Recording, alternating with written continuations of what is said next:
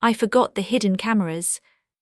That was the sentence that kept looping in my head while I stood in my own kitchen, barefoot on cold tile, staring at a coffee mug that had gone untouched for hours. The house was quiet in that way that feels loud. The refrigerator hummed. The wall clock ticked like it was counting something I did not want to reach. Outside, a lawn mower started somewhere down the street, ordinary life going on as if nothing inside me had cracked wide open. I forgot the hidden cameras, I whispered again, tasting the words. They did not sound dramatic, they did not sound like betrayal, they sounded careless, almost small. But that sentence had changed everything. It was not something I meant to hear. It slipped out of his mouth like a loose button popping off a shirt, casual, unthinking, and the moment it landed in the air between us I saw his face change, just a flicker, a tightening around the eyes, too late. By then my heart was already racing, my palms damp, my mind running back through months of moments that suddenly felt different, too quiet, too planned, too controlled. I leaned against the counter to steady myself, the smell of old coffee and lemon cleaner mixing in my nose. This was my kitchen. I had chosen the paint color. I had scrubbed these counters at midnight when everyone else was asleep. I had stood here making lunches, wiping tears, laughing over burnt toast. And now it felt like evidence. I closed my eyes and remembered how safe I used to feel here. Before all of this. Before the sentence. Before the cameras. Not long ago my life was simple in the way that only looks boring if you have never had chaos. I was married to Daniel for 14 years. We had no children, something we talked about often and grieved quietly, but we built a full life anyway. A small house in a quiet neighborhood. 2 cars paid off. Sunday dinners that rotated between pasta, roast chicken, and whatever new recipe I had clipped from a magazine and insisted on trying. Daniel was the kind of man people trusted right away. Calm voice, gentle smile, always ready to help carry groceries or fix a loose hinge. He worked in home security installation. Cameras, alarms, smart locks. He liked explaining how things worked, liked the idea of protecting people. I make houses safer, he used to say with pride. I worked from home as a freelance editor. My days were quiet, words on a screen, music playing softly, the smell of candles and coffee. Daniel liked that I was home when he left in the morning and still there when he came back. He would kiss my forehead, drop his keys in the ceramic bowl by the door and ask, "How was your day, Em?" Emily, that was me, steady Emily, the one people called dependable, the one who remembered birthdays and sent thank you notes, the one who believed that if you treated people well they would do the same.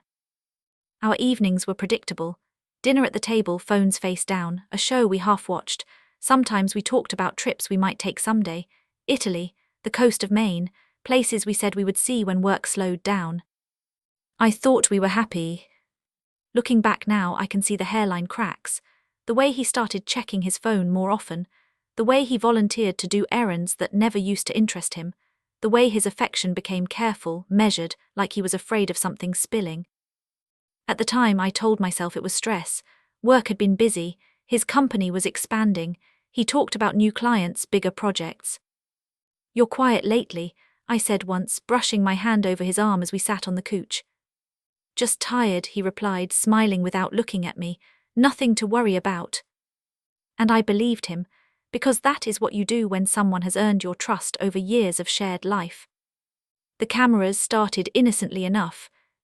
One evening, Daniel came home excited, carrying a small box with the company logo on it. "I want to test a new system," he said, setting it on the counter. "Top of the line, motion sensors, indoor cameras, just temporary." I raised an eyebrow. "In our house?" "It'll help me understand how clients experience it," he said quickly. "Plus, extra security never hurts." I laughed. "Who's breaking into our house, the mailman?" He smiled. "Humor me." I did, that was my first mistake. He installed them neatly, one in the living room corner barely noticeable, one facing the back door, one in the hallway. He did not put any in the bedroom or bathroom, and he made a point of telling me that. "I'd never cross that line," he said, hand over his heart, half joking. I trusted him, I trusted my husband. At first I forgot they were there. They blended into the background like smoke detectors or light switches. Life went on. I worked, I cooked, I paced the living room while talking to my sister on the phone, I danced badly while cleaning on Saturdays. Daniel sometimes checked the footage on his phone. Everything looks good, he would say, scrolling. System works great. I did not ask questions, why would I? But then small things started happening. He commented on moments he was not there for. You seemed upset around noon yesterday, he said one morning, sipping his coffee. I frowned. I was. Yeah, in the living rooms you were packing. My stomach tightened just a little. You were watching me. He shrugged. I happened to check the system, motion alert. I laughed it off, but the sound felt thin. You saw me in my socks, didn't you? Very thrilling, he joked.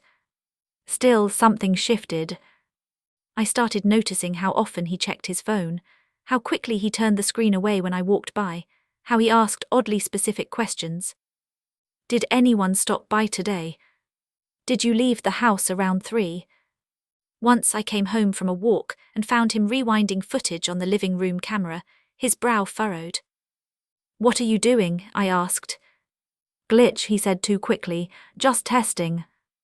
The word testing started to feel heavy.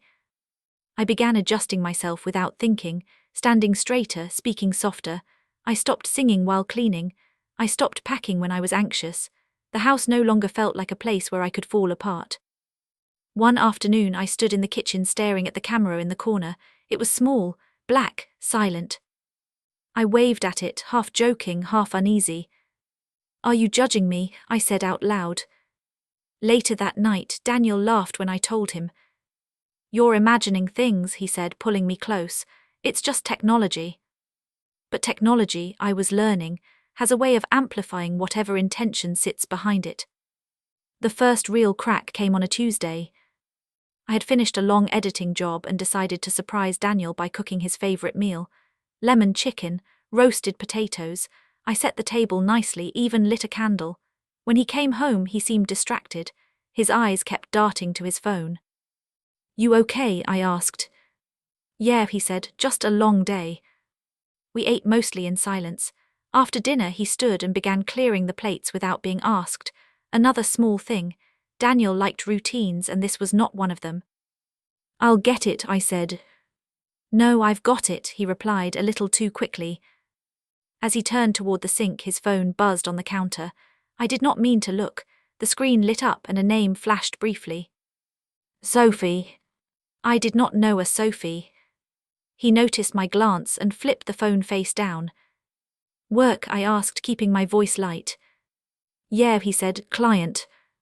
I nodded. The candle flickered between us. That night, lying in bed, I listened to him breathe. Slow, even. I stared at the ceiling, counting the seconds between each inhale. Sophie. I told myself not to be suspicious. That way lies madness, my mother used to say. But once a thought takes root, it does not ask permission to grow. Over the next few weeks, the house felt smaller. The cameras felt closer. Daniel felt farther away. He worked late more often. He took calls outside. He became protective of his phone in a way he never had before. One evening, I asked him directly, Is there something you want to tell me? He looked genuinely surprised. What do you mean? You seem different. He sighed and rubbed his face. Emily, please don't do this, I'm just under pressure. I wanted to believe him, I really did. Then came the sentence. It was a Saturday afternoon, rain tapping softly against the windows. Daniel was in the living room on his laptop. I was folding laundry on the couch, socks, t-shirts, our ordinary life stacked in neat piles. His phone rang. He answered quickly, lowering his voice. I told you not to call me here, he said, standing up. I froze, a sock clenched in my hand. He paced toward the hallway, then stopped short. His voice dropped further. No, she's home. I forgot the hidden cameras. There it was. He turned and saw me staring at him. Time slowed. The rain seemed louder. My heart hammered against my ribs. What did you just say? I asked quietly. He opened his mouth, closed it, swallowed. I can explain, he said. And in that moment, I knew my life was about to split into before and after. I sat the sock down carefully, my hands shaking just enough to notice. Explain, he said. I wondered how many moments I had lived that were never meant just for me. I looked around the room, the couch, the coffee table, the small black eye in the corner watching silently. And I realized something that made my stomach drop. This house had never been as empty as I thought. Daniel did not hang up right away. He stood there holding his phone like it had suddenly burned him, his eyes fixed on mine as if he were waiting for me to look away first. "I can explain," he said again, slower this time. I did not raise my voice. I did not cry. I surprised myself with how calm I felt, like something inside me had gone very still. "Explain what?" I asked. "The cameras or who Sophie is?" He glanced toward the corner of the ceiling, the living room camera. I saw it then, the way his shoulders stiffened, the way his jaw tightened. He reached out and pressed a button on his phone. The faint red light on the camera went dark. "I forgot they were on," he said almost to himself. "I should have remembered." My skin prickled. "Forgot they were on while you were talking about me," I said. It was not a question. He rubbed the back of his neck, a nervous habit I had seen 100 times before. "Emily, you're misunderstanding." "Then help me understand," I said. He looked around the room as if searching for the right words in the furniture. The couch, the rug, the framed photo of us on our anniversary, smiling too brightly at the camera. "I've been helping someone," he said finally. I waited. "A client," he added quickly. "Sophie is a client." I let the silence stretch. Rain slid down the window in thin lines. "Why would you tell a client not to call you at home?" I asked, "and mention hidden cameras?" His mouth opened, closed, he exhaled hard. "Because I didn't want you to hear." That answer sat heavy between us. "I live here," I said quietly. "I'm supposed to hear things." He flinched. "I know, I just didn't want to worry you." My heart gave a small, bitter laugh. "By lying to me." "I didn't lie," he said too fast. I stood up, my knees weak but steady enough to hold me. "Then show me." "Show you what?" "The footage," I said. "If this is all innocent, let me see." His eyes flicked to his laptop. "That's not necessary," he said. Something in me hardened. "Daniel," I said, and even my own voice sounded older to my ears. "You put cameras in this house. You watched me without telling me when you were checking. You just told someone not to call because I was home. You don't get to decide what's necessary anymore." For a moment I thought he might refuse. His face shifted through a dozen emotions too quickly to name. Fear, guilt, calculation. Then he nodded. "Okay," he said, "but you're going to feel silly." He sat down and opened the laptop, fingers moving fast over the keyboard. I stood beside him close enough to smell his cologne, the same one he had worn for years. Suddenly it felt cher ougère d'air unfamiliar. The screen filled with a grid of camera feeds, our house broken into neat little rectangles, the living room, the hallway, the back door.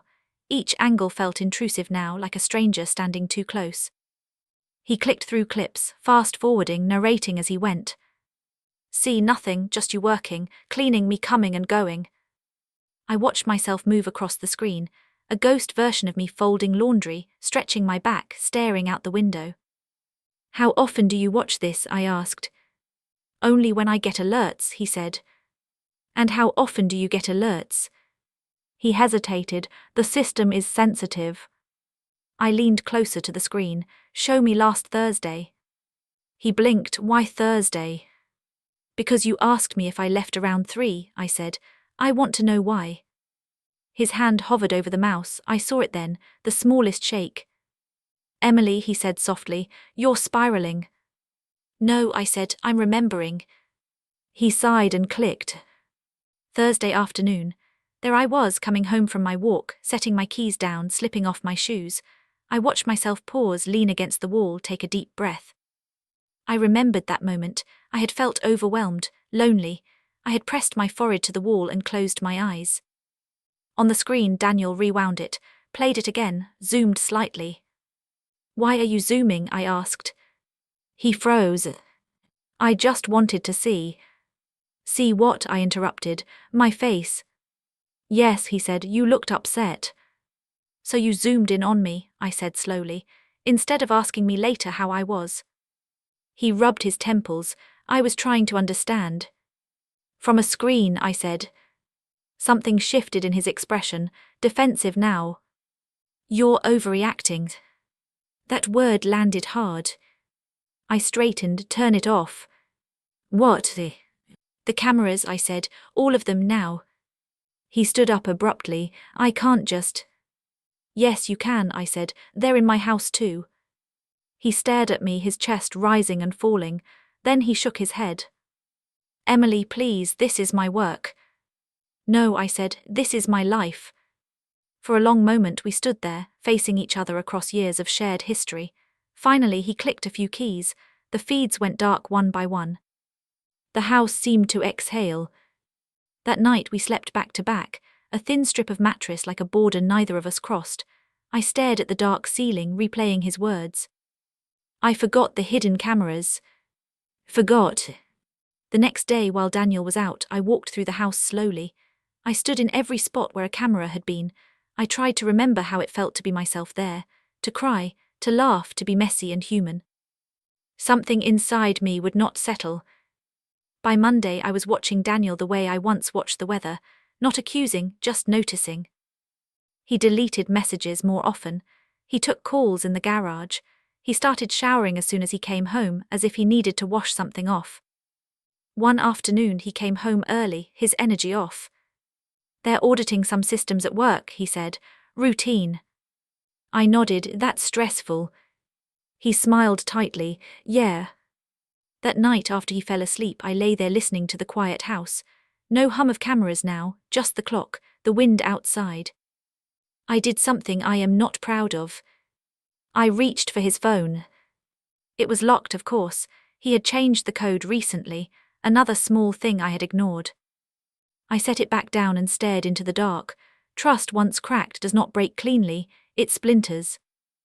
The next few days passed in a strange calm. We were polite, careful, like two people sharing a waiting room. Then my sister Clara called. You sound tired, she said. I am, I replied. Are you and Daniel okay? The question startled me. Why would you ask that? She paused. You just sound guarded. I almost told her. The words pressed against my throat, but something held me back. I wanted proof before I shared my doubts. I wanted to be sure. On Friday I found it. I was cleaning the office, reorganizing shelves.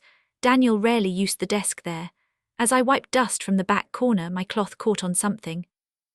A small black lens. My breath stopped. It was tucked behind a stack of old manuals, angled carefully toward the room. A camera. Hidden. My hands shook as I reached for it. It was warm. I stood there for a long time, my heart pounding so loud I wondered if it could be heard. I thought of every phone call I had taken in this room, every private thought I had spoken aloud. I unplugged it slowly.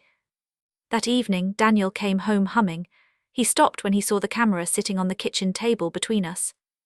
What's this? He asked. You tell me, I said. Colour drained from his face. That shouldn't be there, he said. And yet, I replied, it was. He opened his mouth, then closed it, sat down heavily. I was going to remove it, he said. When? I asked. Soon. How long has it been there? He stared at his hands. A few weeks. A few weeks, I repeated. You watched me in my own home for a few weeks. I was protecting you, he said weakly. From what? I asked. He did not answer. I leaned forward, my voice low. Who is Sophie? Silence. Daniel. He swallowed. She's someone I met through work. Someone, I said, or something. He looked up, eyes wet now. It wasn't supposed to happen. There it was, not denial, not explanation. Admission. I felt my chest tighten, like someone had wrapped a band around my ribs. Did you use the cameras, I asked, my voice barely steady, to hide things from me? He closed his eyes. I needed to know when you were home, he said quietly. The room seemed to tilt. You tracked me, I said. I never meant to hurt you, he whispered. But hurt is not always intentional. Sometimes it is just convenient. I stood up, my legs trembling. I need air. He reached for me, I stepped back. As I walked out onto the porch, The cool evening air hit my face. I breathed it in, trying to remember who I was before my life became a surveillance feed. Behind me the door closed softly, and I knew this was only the beginning. I did not go far. I stood on the porch with my arms wrapped around myself, watching the sky darken into that soft blue that comes just before night. The air smelled like wet pavement and distant wood smoke. Ordinary smells, grounding smells. Behind the door I could hear Daniel moving around, the scrape of a chair, the soft thud of a drawer closing, sounds I had known for years, sounds that now felt like they belonged to someone else. When I finally went back inside, he was sitting at the kitchen table, hands folded, head bowed. He looked smaller somehow. "I never thought it would get this far," he said without looking up. "That's what people say when it already has," I replied. I sat across from him, keeping the table between us like a quiet barrier. The hidden camera lay unplugged near my elbow. I did not touch it. "Start from the beginning," I said, "and don't lie to me again." He nodded. "Her name is Sophie Turner." The way he said her name, careful and soft, told me everything I did not want to know. "She contacted me about a system for her townhouse," he continued. "Single, recently divorced, nervous about being alone." I watched his face as he spoke, the way his eyes drifted like he was replaying a memory. "I went over there a few times," he said. "Set everything up, cameras, motion sensors. She asked a lot of questions." "About security," I said. "About me," he corrected. My jaw tightened, but I said nothing. "She started texting," he went on, "thanking me, asking small things. I should have shut it down."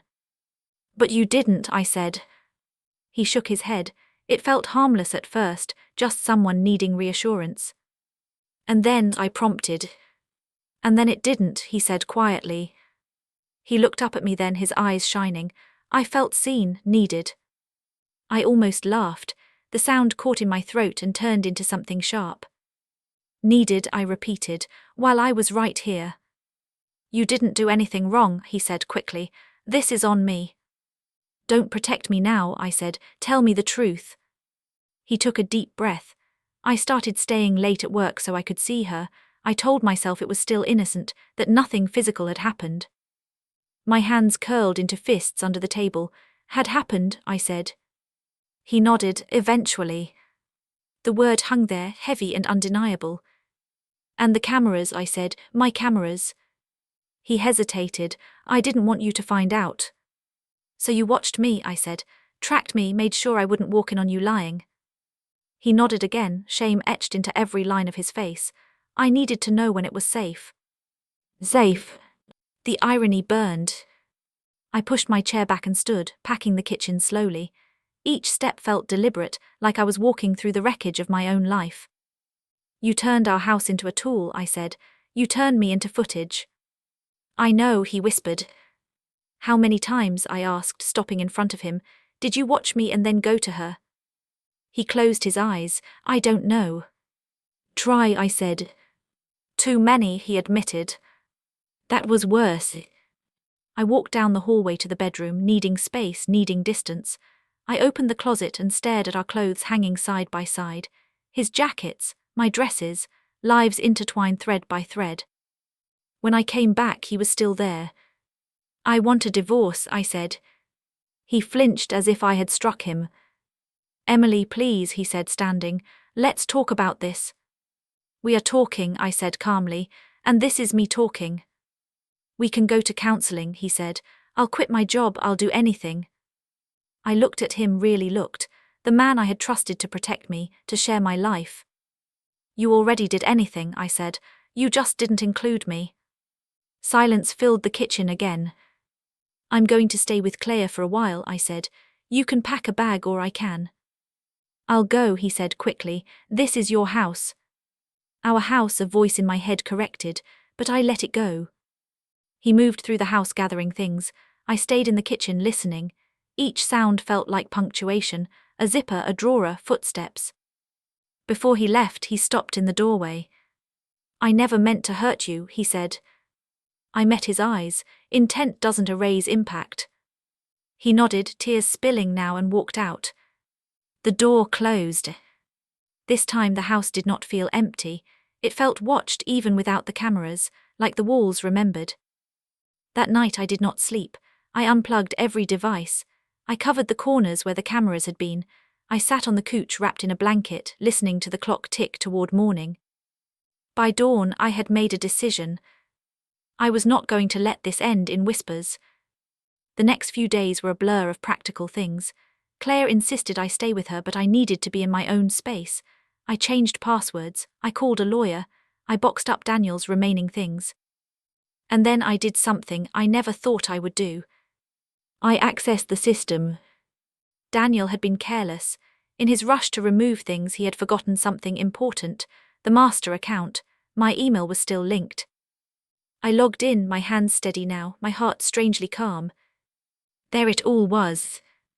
Dates, times, clips labeled automatically by the system, motion detected, playback. I told myself I would not watch. I lied. I watched him leave the house on days he claimed to be at work. I watched myself move through the rooms unaware. I watched moments of my life that had been taken from me without my consent. And then I found the messages. Saved chat logs, exported for backup. Sophie's voice came through in text, playful, intimate, familiar. I love how careful you are, she had written once. He replied, I have to be, she's always home. Another message made my stomach turn. Did she notice anything? No, he wrote, the cameras help. I stared at the screen until the words blurred. The betrayal was no longer just emotional, it was calculated, planned. Executed with tools meant for safety. I printed everything. Every message, every log, every timestamp. Not for revenge, for clarity. When Daniel came back to collect the last of his things, I handed him a folder. What's this? He asked. Your life, I said, documented. He opened it and went pale. You accessed the system, he said. Yes, I replied, you taught me how it works. He sat down heavily. Emily, please don't do anything with this. Do anything, I echoed, like tell the truth. He looked at me, fear naked in his eyes. You could ruin me. I thought of the months I had lived under surveillance, the quiet erosion of my dignity. You ruined yourself, I said. I just stopped protecting you. I did not yell, I did not cry, I simply stood. He left without another word. Weeks passed, the divorce moved forward. Friends noticed his absence and asked gentle questions. I gave simple answers. We're separating, I said. It wasn't healthy. But secrets have a way of surfacing. One afternoon, Claire called me, her voice tight. Emily, she said, I think you should see this. She sent me a link. It was a post from Sophie. A long one, emotional, vague, talking about betrayal, about a man who had lied about being married, about discovering she was the other woman. My phone buzzed with messages from people who knew Daniel. What's going on? Is this about him? Did you know? I stared at the screen, a strange calm settling over me. The truth was no longer mine alone. I took a breath. It was time to speak. I did not respond right away. That was my first act of control after everything unraveled. I sat with my phone in my hand, Sophie's post glowing on the screen, my sister's name still at the top of my messages. The instinct to explain, to correct the narrative, tugged at me, but I had spent too long reacting. I wanted to choose my next move carefully. I closed the app and made tea. The kettle whistled. Steam fogged the window above the sink. I focused on the small, ordinary motions of my hands. Pour, stir, breathe. There was comfort in doing something that did not require explanation. When I finally sat down, I opened a new document on my laptop. I did not write in anger, I wrote in facts. I laid out the timeline, when the cameras were installed, when I discovered the hidden one, when Daniel admitted to the affair. I attached screenshots redacting what did not need to be seen. I kept my language measured, clear, honest. I sent it only to the people who mattered most, family, a few close friends, his parents. I did not post publicly, I did not tag anyone, I let the truth move the way truth should, quietly but firmly. The responses came in waves. Shock, apologies, Messages that began with "I had no idea" and ended with "I'm so sorry." Daniel's mother called me that evening. Her voice trembled. "Emily," she said, "I don't know what to say." "You don't have to say anything," I replied. "He never raised him to be like this," she whispered. I closed my eyes. "I know." There was grief in her voice too, for the son she thought she knew, for the marriage she believed in. That night Daniel texted, "Please don't involve my work." I stared at the message for a long time. I typed back slowly, "I didn't, your choices did." He did not reply. The next morning I received an email from his company, formal, polite, requesting a conversation. I sat at my dining table, the unplugged camera still resting in the drawer beside me, and took the call. They did not accuse, they asked questions, about consent, about whether company equipment had been misused, about whether any footage had been accessed without authorization. I answered honestly. "I didn't ask to be recorded," I said. "I didn't consent to being monitored." There was a pause on the line. "We take that very seriously," the man said. I believed him. After the call ended, I felt something unexpected, not triumph, relief. The truth was finally in the open. I no longer had to hold it alone. Sophie reached out a few days later. Her message was long, apologetic, defensive in places, pain threaded through every line. "I didn't know about the cameras," she wrote. "I didn't know he was watching you." I read it twice before responding. "I believe you," I wrote, "but knowing now matters." She replied almost immediately. "I feel sick about it, I feel used." So did I.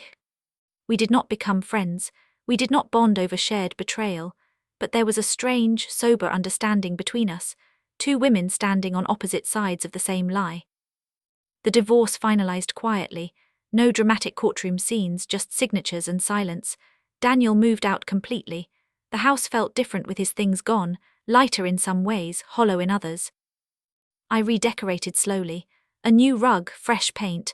I moved the couch so it no longer faced the corner where the camera had been. One evening, as I wiped down the counters, I caught myself humming. The sound surprised me. Weeks turned into months, people stopped asking questions, life resumed a rhythm, not the same one, a new one. Then one afternoon, Clara called again. "Have you heard?" she asked. "Heard what?" "Daniel was let go." I closed my eyes, not in satisfaction, in acceptance. "I'm sorry," she added quickly. "I know," I said, and I meant it. Consequences ripple outward. They touch more than just the person who caused the harm. That night I sat alone in the living room, the lights low. I thought about the cameras, about how easily trust can be turned into a weapon, about how silence can feel like safety until it is. I thought about myself, about how I had learned to listen to the quiet discomfort I used to ignore. I stood and walked through the house one last time, touching the walls, the door frames, the places where life had happened. This house had held joy and betrayal. It had witnessed my unknowing and my awakening. I was still here, and that mattered. The first night I slept all the way through surprised me. I woke just before sunrise, the room washed in pale light, and for a moment I did not know where I was in the story of my own life. Then it settled. The quiet, the safety, the absence of that constant, low-level vigilance I had been carrying in my body without realizing it. I lay there listening to the house. No hum, no imagined click, just the soft sound of morning. I made coffee and sat by the window, watching neighbors leave for work, ordinary lives moving forward, mine included, even if it looked different now. Daniel tried to contact me a few weeks later. He sent an email this time, longer, carefully written. "I am in therapy," he wrote. "I am trying to understand why I needed control. I don't expect forgiveness. I just wanted you to know I am taking responsibility." I read it once, then again. I believed he meant it. Growth does not erase harm, but it matters. Still. I did not respond. Healing, I was learning, does not require closure from the person who broke you. The public consequences continued quietly. Friends chose sides without drama. Invitations shifted. Conversations softened around me. Daniel's absence became permanent in spaces where we once arrived together. I was not pitied, I was respected. That mattered more. One afternoon, while sorting through old files, I found a notebook from years earlier. In it, I had written a list titled Things I Know to Be True. The handwriting was younger, rounder. At the bottom, in faint pencil, was a line I had forgotten. My home is my safe place. I sat with that sentence for a long time. Then I wrote a new one. My safety comes from listening to myself. I began doing small things just for me, long walks, cooking meals I liked without worrying if anyone else would enjoy them, sitting in silence without feeling watched. I took a class at the community center, painting. My hands were clumsy at first, the colors bled where I did not intend them to, but there was something freeing in making a mess on purpose. One evening after class, I came home to my quiet house and laughed out loud at nothing in particular. The sound filled the room, unrecorded, unobserved. That was when I knew I was going to be okay. I did not forgive Daniel in a single moment. Forgiveness for me became a gradual loosening, a decision to stop carrying the weight of his choices. Months later, I ran into him at the grocery store. We stood awkwardly near the produce, two people who shared a past and no longer a future. "You look well," he said. "I am," I replied. He nodded, "I'm glad." We did not hug, we did not rehash, we simply acknowledged each other and moved on. As I walked away, I felt light. That night I sat down and wrote this story, not for him, for me, and maybe for someone else who feels that quiet discomfort they cannot name. Because sometimes betrayal does not arrive loudly, sometimes it comes disguised as protection, as concern, as care. And sometimes the bravest thing you can do is listen when a sentence changes everything. I forgot the hidden cameras. I will never forget what that taught me. When I look back now, what stays with me is not the anger. It's the moment my body knew the truth before my mind was ready to accept it. That quiet unease, that sense of being slightly off balance in a place that was supposed to feel safe. I used to think betrayal always announced itself, raised voices, clear proof, a moment you can point to and say that's when it broke, but sometimes it's much softer than that. Sometimes it's a sentence said too casually, a glance that lasts a second too long, a feeling you explain away because loving someone has taught you to doubt yourself before you doubt them.